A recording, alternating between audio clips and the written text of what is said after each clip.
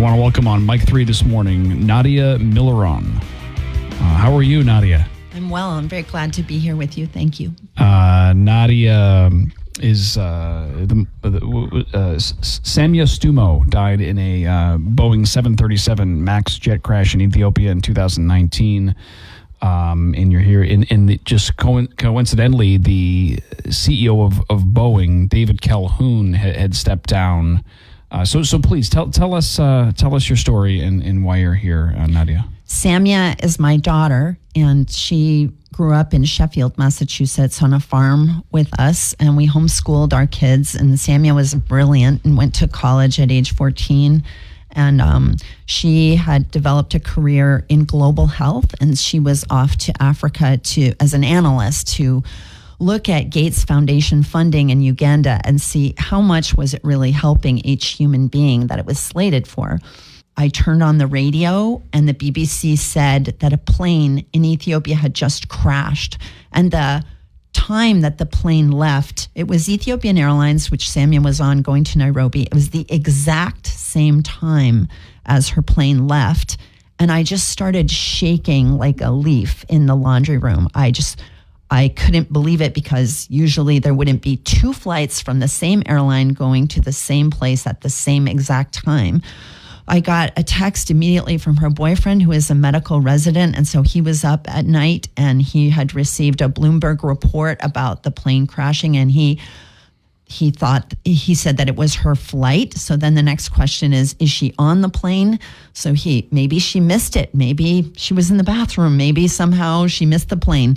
But we called her job. He called her job, and she was on the plane. So then I just got my family in the car. I woke everyone up. My husband couldn't believe me. He's like, "That's impossible," and went back to sleep. I had to wake him up again. I said, "No, it's not impossible. It's verified. She's on the plane. We need to get in the car."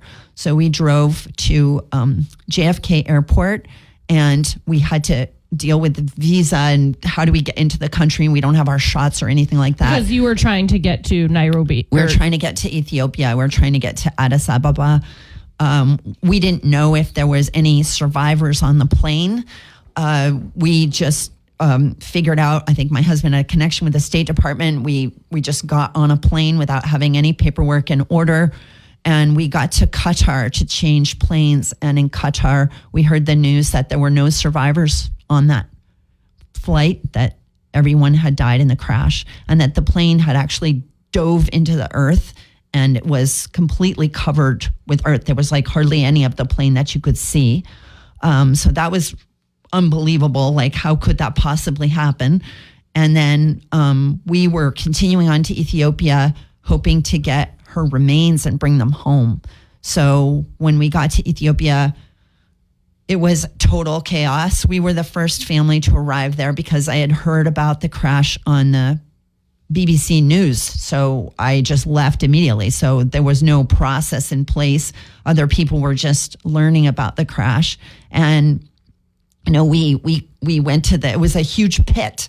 Like, the plane had dove into the earth and created a huge crater. So we went to the crater. We were looking, there's like all people's clothes and things that they had were just blown around the field. So we were just walking around in a daze. And there are many other families. There was 16 Ethiopian families, and there were 36 Kenyan families. Those are the closest people. So those people came, and everybody was walking around looking for their loved ones. There were no remains, but there were just, things. And anyway, as the week passed, we weren't able to get anything. I know that Samya's passport was there, and we at least wanted to bring her passport home. But because of the investigation, we saw it on the news, but we couldn't get it. Anyway, we ended up going home a week later, and we didn't have any answers. We just knew that this was the second crash, and the plane was shortly grounded. The U.S. was the last country to ground that plane because clearly it was something to do with the planes. It was the second crash that happened in the exact same way. The first crash happened in 2018, 4.5 months earlier in Indonesia, and the plane dove into the ocean.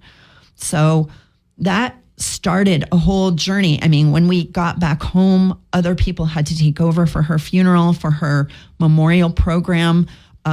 We couldn't do anything. We were just completely shocked and unable to function. And then after her services in April, we still didn't want to get off the couch. We didn't want to talk to any media people. We didn't want to deal with lawyers. We just didn't want to do anything. And people told us, you have to get off the couch. They're going to put the plane back in the air and it's not fixed. And so we saw that the FAA had moved a rule up. Instead of the usual 30 days, they were having a 15-day window in which people could comment. We wrote immediately to the FAA and said, please, we're a group of families. Do not, give us 30 days. And so then in those 30 days, we started to find out what could have been potentially wrong with the plane. And we went to Washington and we just confronted people who were in charge of this happening, because the FAA, I think as most people know, the FAA delegated to Boeing inspections of their own plane. I don't think as many people know that as you might think. Do you want to we were talking a little bit off air about that. First, just to remind listeners on 95.9, we're on with Nadia Milleron this morning. Nadia is Samya Stumo's mom, who died in a Boeing 737 MAX jet crash in Ethiopia in 2019. The correlation is that the Boeing CEO David Calhoun had stepped down. We're getting some commentary from Nadia this morning. So please continue. So basically what it comes down to, and I think everybody knows this intuitively, is that the people who are in charge of any kind of oversight, regulation, or production, manufacturing, it's the people that matter. Like, are the people doing what they're meant to do? For example, producing a safe plane? Or are they simply manipulating the stock and manipulating the financial part so that they, don't care about the plane, but short the manufacturing process and then just produce a lot of bonuses for their own pocket? So that is the perversion of the capitalist process. So ideally, under capitalism, you produce a product, it's a good product, people like it, and people buy it, right? But in this case, what we call the bean counters, actually people who came from General Electric and failed in that organization, they went to Boeing and they started buying back the stock themselves to artificially boost the price. So they're taking the profits that they're making and putting 100% into buying back their own stock. And when the stock rises, the executive gets a bonus. So this is just a self-feeding system, but it's not innocuous. It has a huge cost. And that is, if you short the manufacturing process, what they did is they took out inspections, and they did this against the FAA. But whatever Boeing does that is against the rules, people just look the other way. Boeing is apparently too big to fail. If Boeing were to get a felony conviction, they couldn't have military contracts. And so because Boeing is integral to our military process, nobody wants to come down on them, but it has gone way too far. So if you look at these planes, so the plane that you should avoid is the Boeing MAX series. So there's a Boeing MAX 9, 8 and 9 are in service, and 7 and 10 are going into service in the future.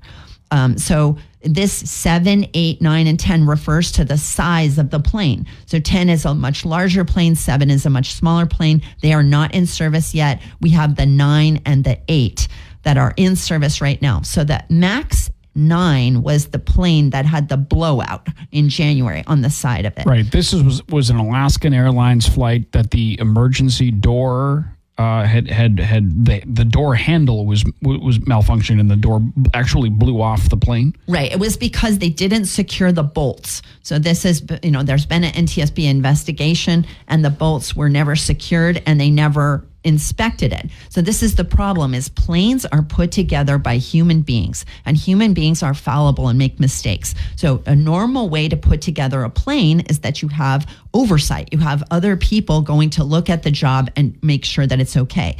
But they took 1,000 of these inspections off of each plane. And so those planes are in service. So those planes are defective. And if you look at the pilot reports, which are public, and they go to NASA and they're anonymous, but you can see which plane it is, but you don't see the name of the pilot, so they don't lose their job, and so they're encouraged to make these reports. But you can see that there are numerous emergency reports and emergency landings. Those planes went back into service, and then we started getting pilot reports, and we reported them to the media, and we pointed the media to this information. Look, you need to pay attention to this. There's going to be a third crash. We're getting more warning bells than we did before our crashes.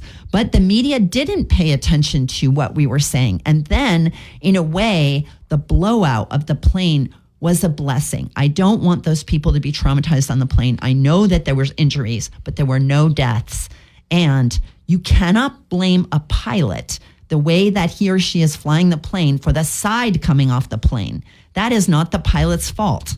So that was a blessing because it points the finger at the manufacturing process. And that's why David Calhoun is resigning. That's why he's leaving at the end of the year, because it's on his watch that all this is happening. David Calhoun was on the board during our crashes, during the build up to our crashes. That means the Indonesian and the Ethiopian crash. And now, he is responsible for this. But the thing is, you've got to take people who have experience in manufacturing and complex manufacturing. That's who you have to have in these positions, executive positions of power. You can't replace them. I think her name is Poole, a woman who is next in line to replace David Calhoun. There are other people that are being proposed, but these people are all bean counters. They are all in the same system where you extract the maximum amount of stock value in that company. And that is not a focus on quality and on manufacturing and on the product. So by shorting the manufacturing process, you're messing up the workers, you're messing up their jobs, you're messing up the product, you're putting the public at risk, and you're destroying the company. So, and the executives have no problem. They just get a huge bonus, a huge benefit, and they leave. The last person, Muhlenberg, he got $60 million after killing our family members. This was the previous CEO of Boeing. The previous CEO who we demanded leave. We demanded he leave, but look who came into his place. The guy who supported him, who said he did nothing wrong. So we have been successful at getting new personnel in the FAA, and new personnel in the FAA who come from a better perspective than the old people who were just about deregulation. Let Boeing have all the power. So now we have oversight happening. But it's not perfect. Mike Whitaker, who's the new head of the FAA, he just said the other day, every plane coming out of the factory is safe. He does not have the information to say that. The FAA has a facility with 1,500 workers a few miles down from the Boeing plant, and they don't have hardly anyone in the Boeing plant. I mean, he doesn't have the information to be able to say that they're safe. And then when you look at the pilot reports, so the reason I'm on the radio today is because each person has to ultimately take responsibility for their own safety. If my daughter could have known this was an unsafe plane, she would have taken larger planes. She would have gone to Germany and taken Lufthansa and gone from Germany to Nairobi. She didn't know. She thought she was on a safe plane. She had no idea. This plane was inspected, supposedly, was certified. Well, who's going to question it? But you guys know now, avoid a MAX plane. They have documented so many more service difficulty reports than any other mark of plane. Samya Stumo died in a Boeing 737 MAX jet crash in Ethiopia in 2019. Her mother, Nadia Milleron, is on the radio with us this morning. So Boeing has had a bunch of troubles since these crashes in 2019. Very recently, coincidentally, or not coincidentally, I should say, CEO of Boeing, David Calhoun, announced yesterday that he's going to be stepping down by the end of the year. Now, there's two manufacturers, regardless of the airline itself, whether it be JetBlue, Delta, American Airlines, you name it. There are two manufacturers, basically, which fill the air for domestic travel and international travel. One being Boeing, the other being Airbus. You mentioned that you had called it a duopoly. I had never heard that term before, but that's precisely what it is. So, how did you react? Well, first of all, what did Boeing say to you after the crash, representatives for Boeing? And what action did you take afterwards in terms of legal, like lawsuits? Is there a class action lawsuit? Okay, so Boeing said nothing to us. They didn't apologize. We met Boeing in hearings in Washington, D.C. So we met with congressional leaders and Peter DeFazio, who ran the Transportation and Infrastructure Committee for the House of Representatives. And he called for an investigation, which was the biggest investigation that committee had ever done in the House. And he found all these documents, like Boeing employees saying, oh yeah, the FAA are like dogs watching TV. That was in emails. Like they said, oh, we're going to do our Jedi mind tricks. And, they were just treating the FAA as just a useless stumbling block for them to get through whatever it is they wanted to get through. And by doing that, they got through MCAS, which was the dangerous software that was rebalancing the plane. So the plane was produced in 1967 and a type certificate that was much smaller and totally different than what it is today. And to compete with Airbus, instead of designing a new plane, Boeing just put heavier engines onto this onto the old type certificate. And the engines caused the plane to stall because of the placement of them. And so then they put this software in to correct for the stalling of the plane. And then the software would activate, due to one sensor. So that's the difference with Airbus, is that Airbus has 3 sensors, which is, that's normal for engineering, right? You have redundancy. You don't just because sensors fail like 30% of the time. So you don't short the information that's going into the software because it can kill people, right? So so DeFazio and his committee found out all this stuff. Yes, we put a civil suit in, so we're attacking Boeing and trying to fix the situation on numerous fronts: legislative, regulatory, that means NTSB and also the FAA, the civil suit, that means that each family said Boeing knew and they're responsible for the death of our child or our loved ones. And so each family brought a civil suit against Boeing in Illinois. And then we also have a criminal action. So in a criminal action, it's the government that has to bring the action. But in this case, they're supposed to, because we have a Crime Victims' Rights Act in our country, so they're supposed to consult with victims. So we raised our hands and say, hello, Department of Justice, we are the victims. And they wrote us back twice and said, we're not doing anything with Boeing. So then we sent them the press information, the articles that were out there. Yes, Boeing is the Department of Justice pursuing an action against Boeing. And they still denied it. So then they've made a thing called a deferred prosecution agreement. A deferred prosecution agreement was originally designed for teenagers. So teenagers maybe could have 3 years to rehabilitate themselves, and then they could just have their charges dismissed. They're using it for corporations now. So Boeing has a deferred prosecution agreement with the Department of Justice. They agreed on that without having any input from the victims at all. So they say if we fix our actions in the next 3 years, you can't bring. But amazingly, this blowout, which I think was some kind of divine grace, happened the day before. The door coming off the Alaskan Airlines yes, plane. Right. The day before the deferred prosecution agreement was up. So This is Boeing, absolutely not behaving well. Wow. Continuing to behave like a criminal. So we have a meeting with the Department of Justice on April 24th, and then the final adjudication is supposed to happen this summer, either at the end of June or beginning of July. And the CEO of Boeing should be indicted because there is not going to be any behavior change on the part of executives unless we hold them accountable criminally, accountable on the civil side in terms of money. They should have to pay for their actions. Instead, they just get bonuses. This is a crazy system. And so I'm forced into doing something about it. And if I can do something about an injustice like this, anyone can stand up and do something. I was an apathetic voter. I wanted to protect myself in Sheffield. I just wanted to live my own nice life.